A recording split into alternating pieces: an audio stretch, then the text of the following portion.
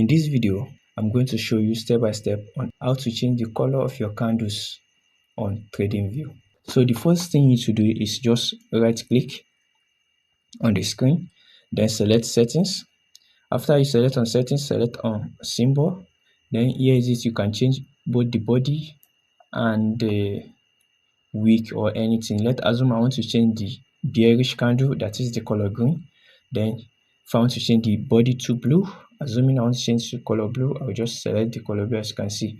And here also, if I want to change the wick, I can easily select the wick, then change it to, let's assume I want to change it to black.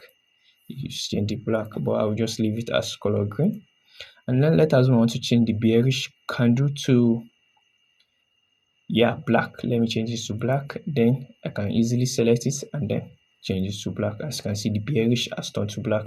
So if you want to change the wick of the bearish, you can easily select it and change it to any color. Let us want to change to light blue, or green or anything.